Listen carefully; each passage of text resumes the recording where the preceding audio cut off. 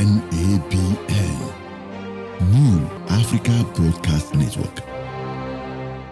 Nigerians in diaspora are doing great things. Anywhere you look, in education, sports, in government, in judiciary, in business, in manufacturing, in entertainment, in politics, you name it. Nigerians always excelled. In the health sector, thousands of Nigerian doctors in the United States are saving lives and improving Americans' healthcare system.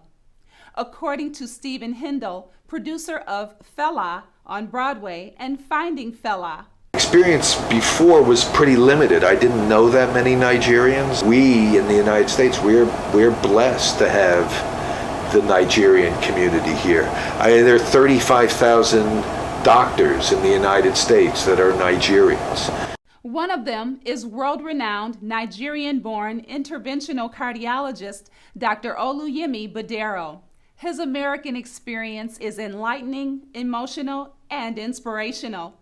NABN crew led by Joy Adedeji visited him in his office for an eye-opener interview. You see the glory, we tell the story. Let's watch it. I'm going to first start by asking you to introduce yourself, tell us what you do and where you started, how you started, just the background. My name is Dr. Oluyemi Badero. I'm a board-certified interventional cardiologist. I did training in internal medicine, critical care medicine, general cardiology, and interventional cardiology. I have the academic rank of assistant clinical professor at State University, New York, and Brooklyn, Health Sciences Center in Brooklyn. I also have a very busy private practice called Cardiac Specialist of Brooklyn, of which I'm the president and the CEO. I have been in central Brooklyn for the last 26 years. I teach, train doctors, and above all, see patients right here. I was born and raised in Nigeria. I was born in Badero. I grew up in Lagos. I went to primary school at St. Peter's Primary School in Lagos. I forgot to mention that when I was in primary school, at the young age of 10, my first academic scholarship was the Barclays Bank of Nigeria scholarship, which was established for the children of the employees. My mother was a lowly secretary typist to some of our bosses, and when that scholarship fund was established, she had entered my name to compete with the rest of the other children in the country, and they gave the scholarship to one person, and I was privileged to get that also at the age of 10, and that was what funded my high school and university education. When I finished in Ife, I did my housemanship in University of Ife. I did my youth service in Lagos. I got to this country in 1988 in February. I took all the 3 steps of the licensure exam just barely 4 months later, and I was lucky to pass everything at one sitting. In the summer of 1989, just 1 year after getting to the United States, I got into the residency training program, and I did 9 consecutive years of postgraduate training. Most doctors do 3. I did 9 in 4 different specialties. And when I finished all my training, the people that trained me at my interventional training in Yale in Connecticut told me that if you were a smart guy, after all this knowledge, you should go back to where you trained and see if you can help the community. So I came back and started my practice here in central Brooklyn, and it's been a very rewarding experience. Thank you for that. That's an amazing story. So what inspired you to become a doctor? I remember very well that in St. Peter's Primary School in Ajele, during the morning devotion one day, they told us the story of Solomon. And Solomon was just a young king of Israel at the time when his father David died. And after God appeared to him in a dream, the only thing he asked from God is wisdom. And God was so impressed with him that you didn't ask for riches, you didn't ask for life of your enemies, and all these worldly things. So Solomon actually was proven through that story to be a very wise man, because God gave him that and gave him all the riches.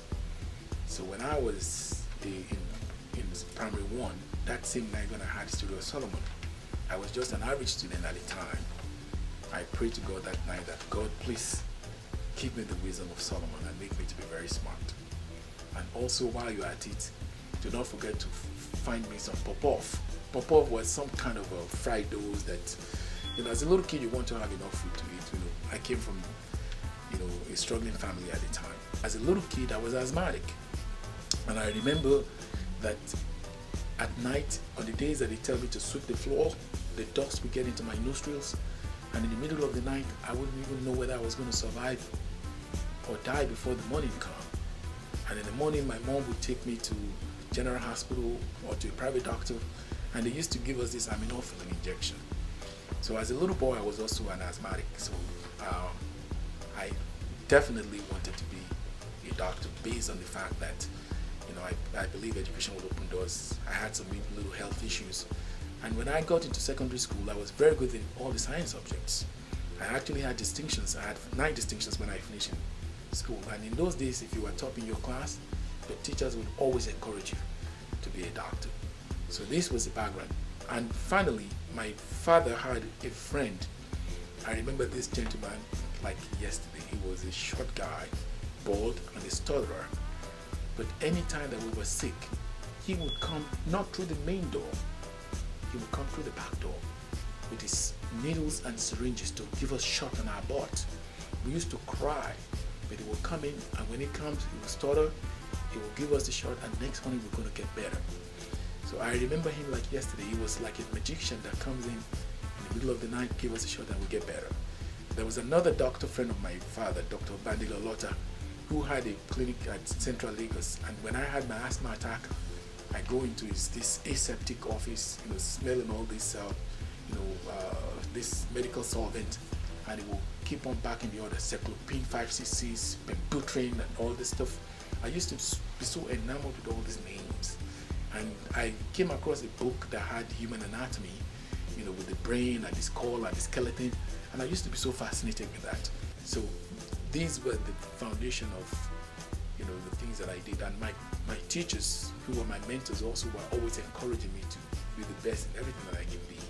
So all put together, I knew that my calling would be to help other people to become a doctor. That's why I became a doctor. So as a young man who came to this country in the 80s, it must have been a big culture shock for you. What were the challenges that you faced as a Nigerian coming into a big country, knowing very little people, but still you were able to make it? What were the challenges that you faced at that time? Thank you very much. There were a lot of challenges for somebody coming from a place like Nigeria, coming to America without the proper support.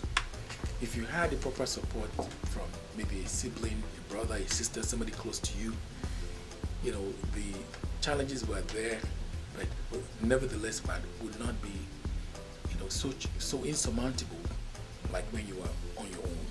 When I came in here, the support that I was looking forward to was not there. The person that sent me the papers to come here, who promised me that I wasn't going to, do all these odd jobs, had her own problems, and I couldn't live with the person because she didn't even have a place to stay. I stayed with one of our brothers at Seattle, Washington for 2 weeks. Then I had to leave to another brother in Salem, Oregon for 2 months. And then when the time came for me to also leave that place, because everybody was saying, oh, you can't stay here.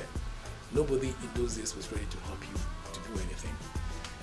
I had this challenge of finding a place to stay first, then trying to figure out how I'm going to pass my exams and study for that, how I'm going to be able to make some money to support myself, and how would I be able to navigate my way to get into residency training in the United States when I didn't have any money, I didn't have a job, I didn't have any support. So things were really, really very, very challenging. When I moved to San Jose, California to stay with one of my uncle, he lived in a mobile home and I slept on the floor. He told me from day one that he asked me to come so I can help him to drive a cab. So to be able to make some money and try to fund some of the things that I needed to do, I was driving a car for $12 a day. I used to start off at 5 o'clock in the morning to do our airport run, and then go to pick up a number of fares, and maybe I'll make maybe $6, $7 extra in tips. But things were really, really hard. So the first challenge would be a place to stay. Second challenge would be to make money to fund whatever you need to do.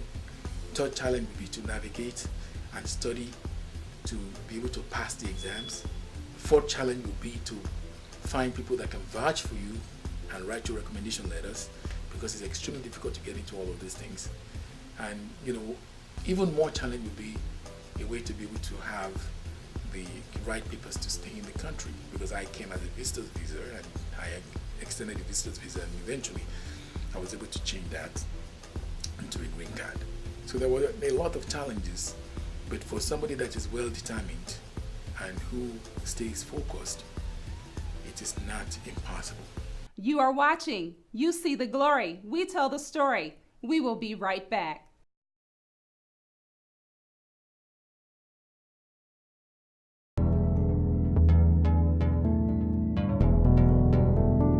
Okay, you did mention a couple of challenges, and especially financial challenges. You mentioned being a cab driver. What kind of other menial jobs did you do, and can you elaborate on that? Okay, when I first came over here, and I was in Salem, Oregon, in those days, if somebody gave you an abode or room and board, they would pre-specify the amount of time you can stay with them. This gentleman told me, he's still my friend, that I could only stay with him for 2 months. And I went to look for a job in McDonald's because I just wanted to be able to work there and be able to have some food to eat because I was hungry.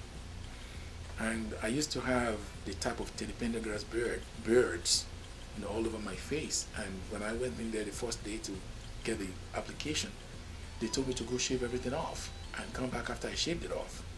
So I went home, I shaved everything off, and when I came there, and they looked at my resume, they told me I was overqualified. I said, I don't care, I would work for free. And then they got scared when I said I was going to work for free. So they chased me away with clubs and sticks. It was a very traumatic experience. And I went to Abby's Burgers, and they said the same thing. And in Burger King, nobody would take me. When I left Salem, Oregon, and my host at the time was not encouraging me to look for a job, because then it would mean that I would stay with him even longer. And I moved to San Jose, California, because I found out that I had an uncle that was living there at the time. I didn't have enough money to call him on a payphone because it would be about 80 cents. So I spent 10 cents to buy a postcard and sent him a card. So he sent me the ticket and he picked me up at San Jose Airport, and he told me that he had a cab company, since I already had a driver's license, that I should drive a cab. I remember the first time I picked up my first passenger, a place that says do not enter. I went through that place. The woman yelled blue mother. She called the cops. Oh my goodness, I thought I was going to be deported that same day. So eventually I learned the ropes, and I used to start off at 5 o'clock in the morning to do the airport run. I would pick people up. If they try to strike a conversation and I strike a conversation with them, they would tell me, oh, you sound very intelligent. So are you trying to go to school? And I said, no. Well, come on. I know you guys that come over here. You're driving a cab. You're trying to get your PhD. If I tell them I was actually a doctor, they would not believe me. They would not believe me. So I would drive the cab. I would pick people up. I would maybe make some extra money.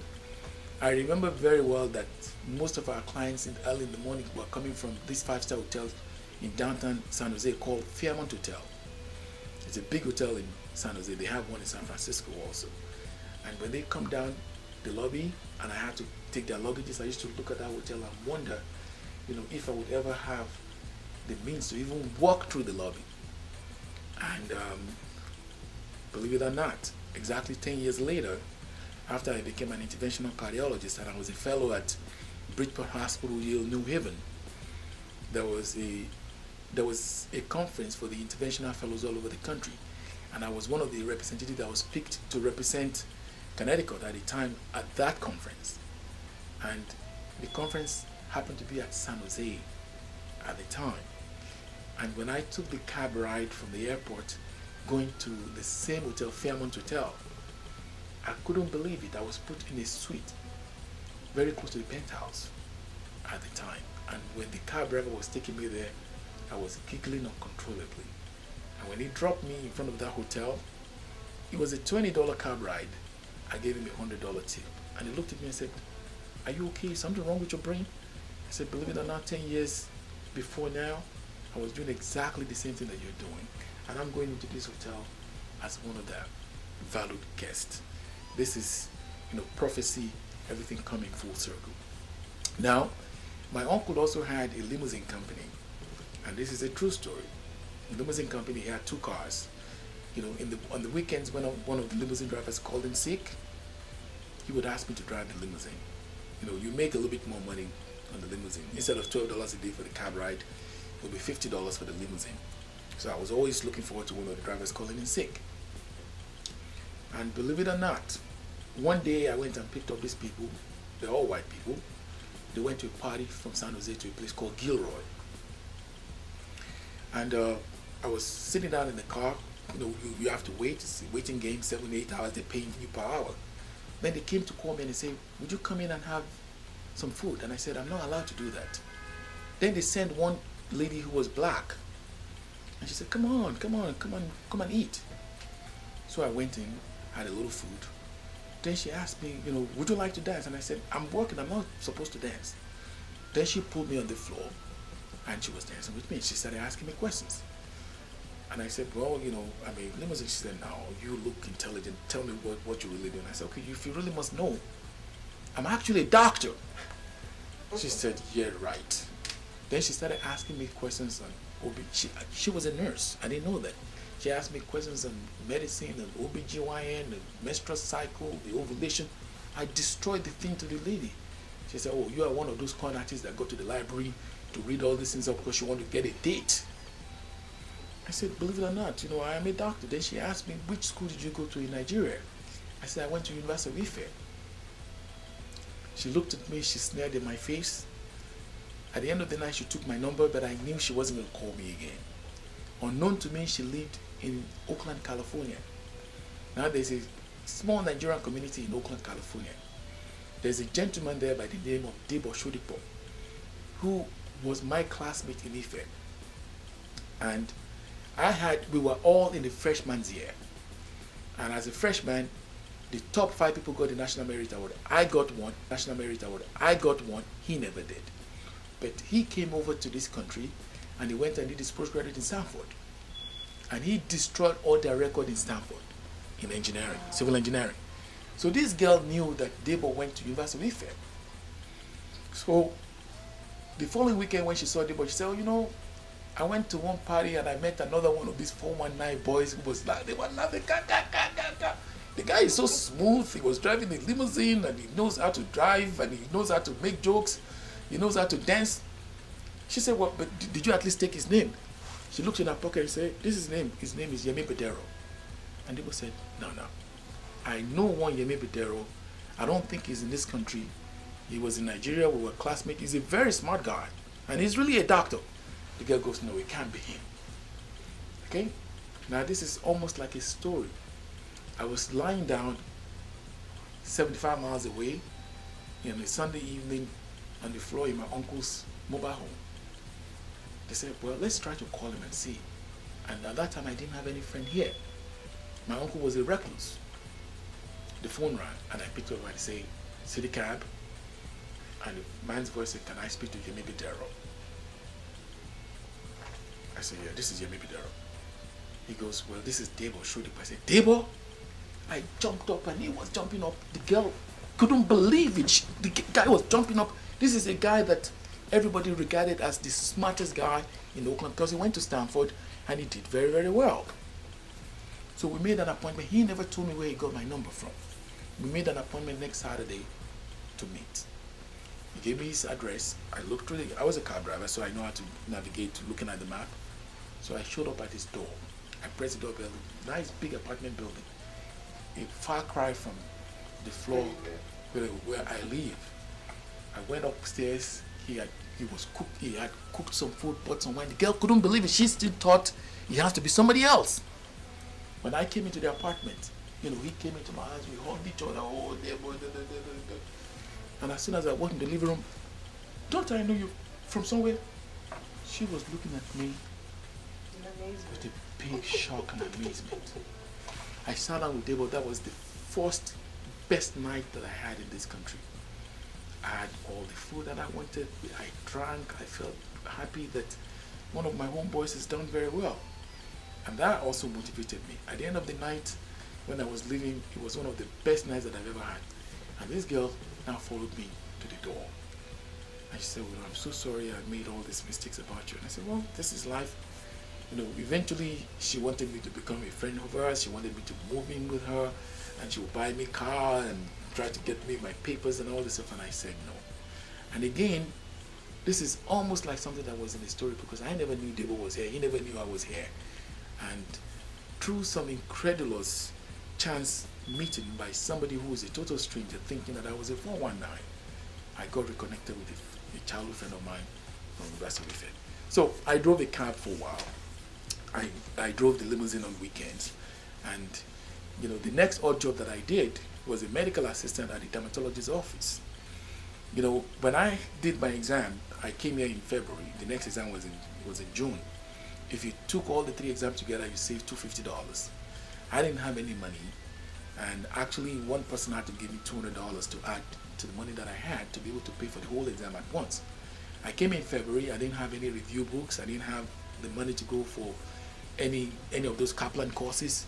But things were so hard, and I was struggling so hard, that I said to myself, I made a covenant with God. I'm going to try to do all this exam one time. And if I flunk it, it means I'm going back to Nigeria, because I can't keep on struggling like this.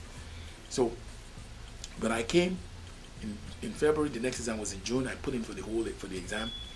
And when I passed the exam, I was looking for a job, because I knew that if I was going to be in medicine, I can't put on my resume that I've been a cab driver. How would anybody take me seriously to put me in medicine when all I've been doing is drive the car?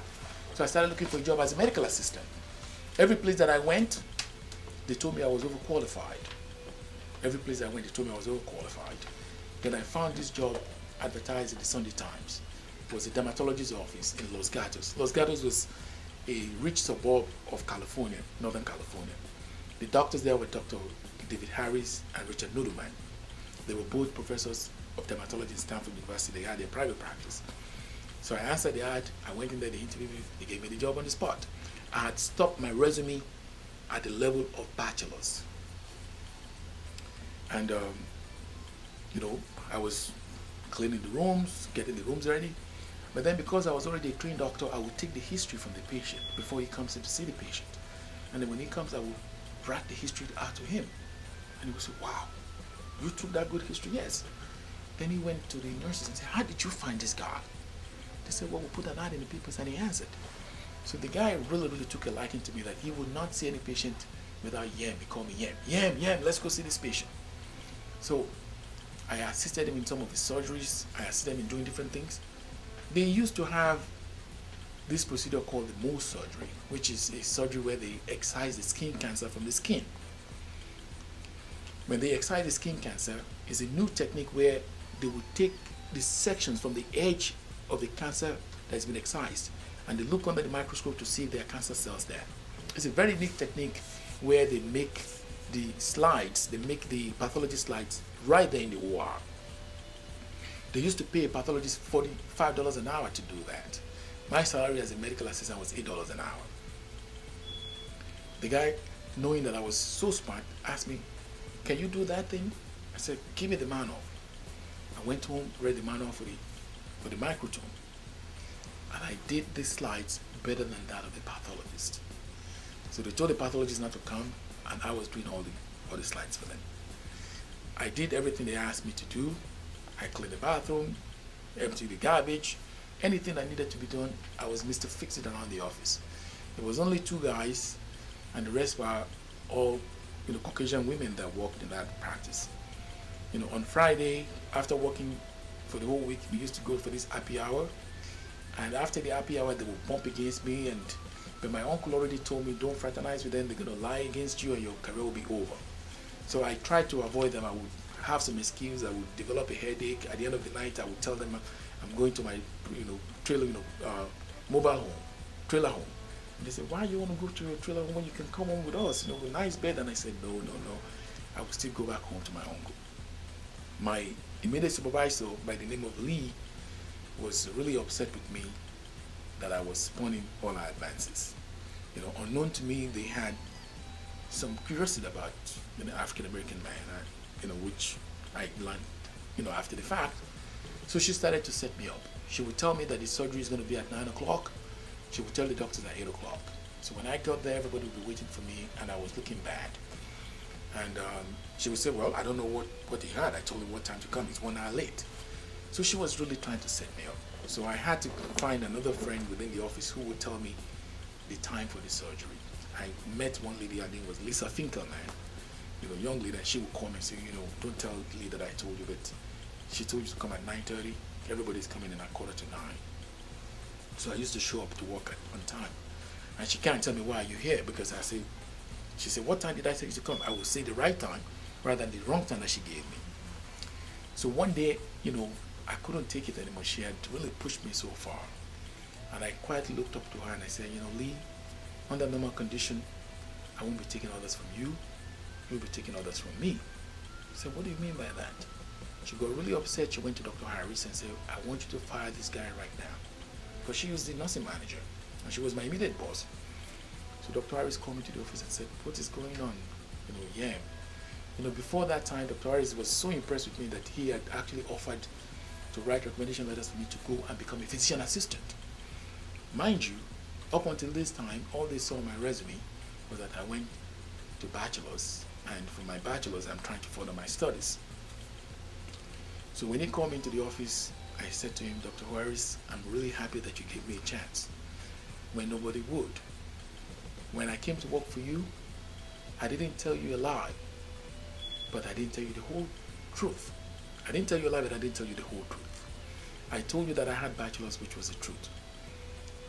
But the whole truth is, I've actually been a doctor. I'm happy that you want to send me to physician assistant school, but I'm already a doctor, because at that time, my results of all my 3 licensing exam steps that I took, all at one sitting, had come out the day before. I reached in my briefcase and I showed him the results. And he looked at it with awe.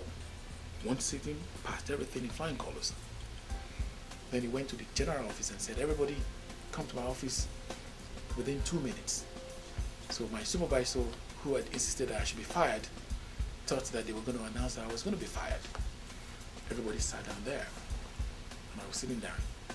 And he looked at them and said, ladies, I have the pleasure to introduce to you this gentleman sitting down here. One erratic lady, one of, everybody likes her. She used to tell a lot of jokes. She said, oh, we know him. His name is Yem. He ain't no good. He goes, yeah, you know him as Yem. But ladies, let me introduce to you Dr. Oluyemi Badero. Everybody was looking at Dr. Harris like he was demented or deranged or something was not right. Then he looked at them again and said, I'm sure you guys heard me. Dr. Badero, who we call him, has actually been a doctor in Nigeria. He came to our country to further his medical education and maybe do a residency. He knew that if he had told us that he was a doctor, we either would not believe him, or if we do, we would think he's overqualified for this job. And he really wants to work with us, so he did not lie on his resume. He just stopped it at the level of bachelor's. And we're happy that we have him because he's been good to us. All our patients love him. Everybody likes him. How can you not like him? I don't know what's going on between him and Lee, but we're happy to have you here. And Dr. Badero, within 4 months of coming to our country, has done his national board exam, and he passed everything all at one sitting. So ladies, help me to give a round of applause to Dr. Badero for being one of our best employees and for persevering to this point, to the extent that he passed his exam. So from that day on, I still did the work that I needed to do, but the respect was different. And when I was applying for my residency training, Dr. Harris wrote me one of the best letters that I've ever had, which actually got me to my residency training program here in New York. Challenges that you faced and how you excelled is amazing to me. I know that we're going to have young kids, even doctors who just came from Africa or from Nigeria here who haven't passed their boards, who are going to watch this show. What would be your advice to them? What would you tell them? How did you excel? Because people are going to say, I want to be like Dr. Badero, I want to be like him, I want to excel just like he did. What would be your advice to those people who are listening? The first thing is you really have to believe in yourself. Believe in yourself that whatever anybody can do, I always believe that show me something that somebody has done, give me half of the resources, and I should be able to do twice as much. And if you want to do something, find out the steps that is needed. Knowledge is the key. For you to go from here to a different town, you're going to do MapQuest, look at the internet and find out the path to get there. Once you know the steps to get there, okay, then plan your time and plan your resources and the way you're going to attack all the steps so that you can get from point A to point B. It's not good to do something blindly. If you want to come to this country and you want to be a doctor, first you have to be a licensed doctor in your country. Secondly, you have to do the exams. Third, you have to get accepted to residency program. Fourth, you have to excel in that residency program. And when you finish, you have to take your board exam and be board certified, and you can be licensed. The steps are mapped out. The good thing about United States, if they map out the steps for you to go from point A to point B, there's no way you can circumvent it. That's why the system works. So if you already know what needs to be done, plan your time, put your effort into it, and really focus twice a day. When you wake up in the morning, ask yourself, where am I going? What am I doing today? When you get to bed at night, what have I done today? Did I cover all the stuff that I'm supposed to cover today? And what am I going to do tomorrow? When you wake up in the morning, again, ask yourself twice a day, know where you are, where you're going, and what you need to do to get there. I hear you speaking about excellence and culture of excellence and being competitive. You also did talk about your years in college in Ife. You talked about being competitive amongst your classmates, and that kind of made you guys excel. What do you see that is lacking now? What is the generational gap that we have right now? Because I'm not saying that it's not in our young kids now, but what do you think is lacking in the children of today? I think that when kids come from background where they're not so privileged and they are struggling parents, and they have a good foundation and they have the potential to do very well, the motivation to excel is higher than when kids get to a situation where they're not really struggling. The parents are either middle class or upper middle class or upper class. They don't see the need to struggle. I see it among children of most of my friends, and even when I tell my children that, look, if you tell me that you are having a problem in this subject, did you look at the textbook? They want the shortcut. They want to go to class and try to understand the concept from the teacher. But there's a reason why you were given the textbook. If you want to do the questions in the textbook and you go straight to the question and you're leaving out the narrative and the first few pages of the concept, how are you going to do well? So when I pick the book and I want to teach her and say this is how you should do it, she's scratching her head that that's the long way. But that's the way that we know. So for kids of today, because of improvement in standard of living, improvement in technology, improvement in the basic things in life, the drive for them to try to excel is not there. Number two, there's a lot of distractions from all of these kids. The internet, the YouTube, the music, the gratification that is there for them now, especially in developed countries like United States, and the problem with the parents being able to discipline the child. Even in public schools, they cannot be disciplined. I remember that when I was in school, if I did something wrong, my teachers would whoop us. And if I go home and complain, I get even more whooping at home. They always say it takes a village to raise a child. When I was in secondary school, when they took us back to school, they took all our street clothes. All we had is our white khaki and the brown khaki. So if you break the bounds, you're going to be picked out like a sore thumb. People will see you in the town and they're going to find a way to tell the principal that one of your students is in town. Just looking at your wall of fame, I'm going to call this a wall of fame. Thank you. You've gotten a lot of recognition from all kinds of organizations. Recently, you were awarded the Humanitarian Award by the Brooklyn Rotary Club. Yes. Can you tell us more about the awards that you've received and maybe show us some of what you have? I owe some of the recognition that I have had for all the work that I've put in 30 years of being a doctor to, a number of people. First, my parents for giving me the foundation to excel in everything that I do and putting all my effort and believing that I can. If I think about moving the mountains, if I put the effort, I can move mountains. Secondly, I owe a lot to my mentors, people that instill a sense of discipline, gave us the right instructions, and even when we did not have enough teachers, the principal in my secondary school used to tell us, you don't have to keep on looking for excuses.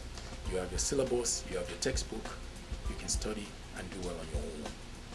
So my mentors have a lot to do with that.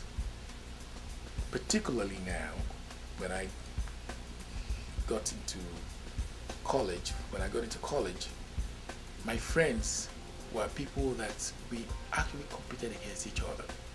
And every single one of those friends that we studied together and we took the exam separately because we want to beat each other, everyone has done extremely well. I think they say, show me your friend, I can tell you who you are. A vast majority of my friends that we were in college together and were in high school together, that we compete against each other and brought out the best in each other, have also done extremely well. So I say to all my patients and friends, when they come and see all the plaques on my wall, I owe a lot to all the schools that I went to in Nigeria, particularly University of Ife. And I said to people, you look on the wall, the most beautiful certificate there, definitely, you can see. The most colorful certificate there is the one from University of Ife. And of all the awards that I've gotten, a few years back, I got the University of Ife Distinguished Alumni Award, which was presented by one of the ex-presidents of the Nigeria, Chief Ernest Shonekon. And when this guy was reading my profile, Chief Shonekon, and he found that I was an interventional cardiologist, that we can fix clogged arteries in people's heart without cutting them open, without putting them to sleep. We can go through their thigh, we can go through their wrist, and we can thread very tiny wires all the way down to the heart and relieve the obstruction. He was looking at me with disbelief. That, is that what you do? He said he just had it done in London, that he was lying down on the table and he's looking at his eye on the TV monitor and he sees a little snake that's going up there to fix the blockage. I said, yes, that's what I do. So the Great Ife Alumni Award is one that I would always cherish for the rest of my life, because some of the best years of my life was in University of Ife. Not only was it a beautiful campus, it was a very, very, very nice experience for all of us. And this is why we still, every time we talk about Ife, many of us are filled with emotion. So University of Ife, which was given to me in 2003, it's a permanent record of Library of Congress, which recognized the work that I have done, taking care of our own people in our community. A number of my friends, they come to New York, they come to the inner city, get all their training, and they opt to go to more ritzy areas where the demographics are kind of different. But I took the conscious effort to believe that I got the training from here. We learn from all these patients that have a lot of diseases and pathologies. If we don't stay back and take care of our people and take care of these same patients, then we are not really doing them a lot of service. And I could have a more ritzy lifestyle, a much easier professional work schedule, but I opted to take the bulls by the horn. I did my training here. Of all the people that we trained together, I was the only one that stayed behind and started my practice in Brooklyn. For that, I got recognition by the United States Congress. This is an award by the New York State Assembly, for dedicated work to our community right here in central Brooklyn.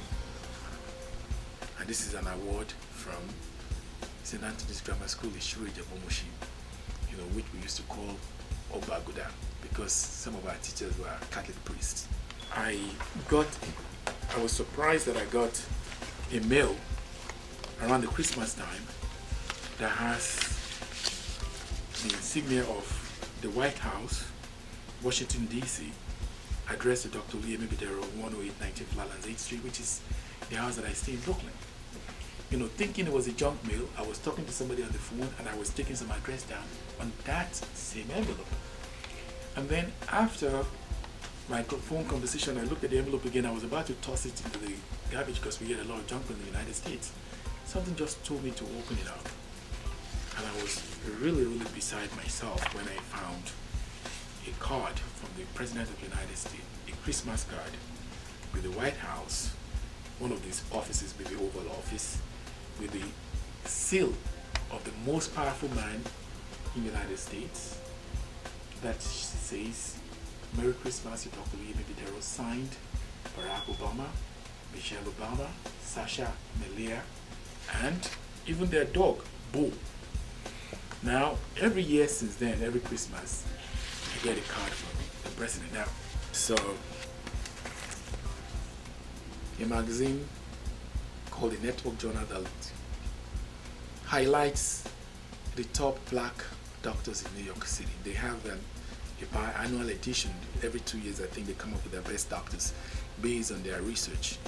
I was on the cover of this magazine, and I think you can still see it on my wall over there. This one I like also. On the wall, what we call the Hall of Fame, the Castle Connolly, is perhaps one of the most valued, award and recognition that a doctor can have. And the Castle Connolly Guide, named me as the #1 interventional cardiologist in the County of Kings. Following that is a plaque by U.S. News and World Report, which is on my wall over there. U.S. News and World Report rates hospitals and doctors as the best in the world, and we were also recognized. I was recognized as, the top interventional cardiologist in New York metro area. So it goes on and on. There is a Consumer Research Council in California that looked at the best doctors in the United States, and from year 2007 to date, every year, my name comes up as top cardiologist in the United States. And this is this plaque that you see right here, the NIDO, for dedicated service to our community. There's a number of other awards all over the place. For his outstanding service to humanity, Dr. Oluyemi Badero has been recognized and conferred with awards by the Brooklyn Bridge Rotary Club Humanitarian Award. He was also conferred with Excellence in Service Award by African Diaspora Awards, ADA, in New York.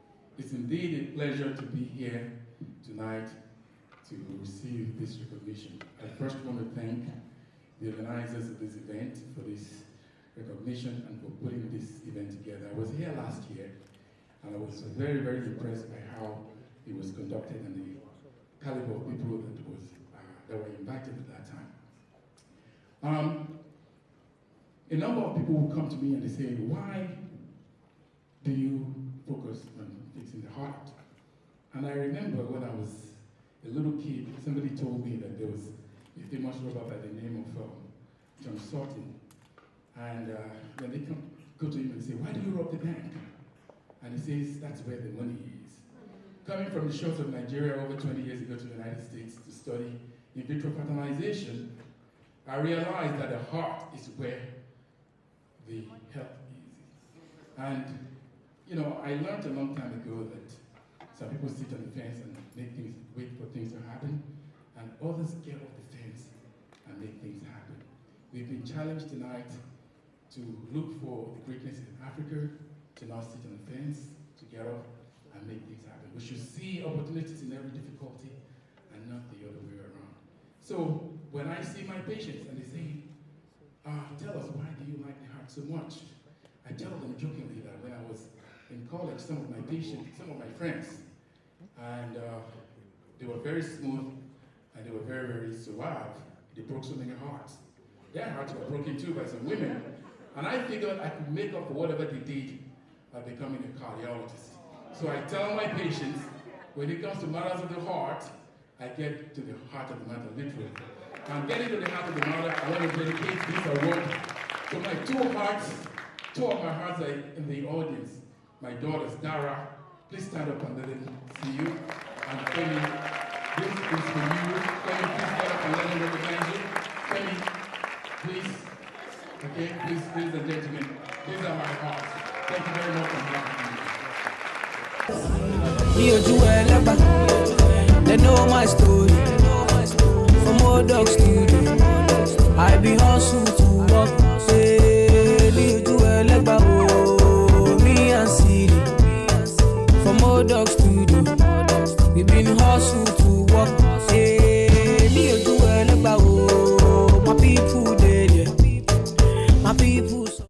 Dr. Yemi Badero was met privately by the President of Nigeria, Muhammadu Buhari, with 4 other outstanding Nigerians in Washington, D.C. recently.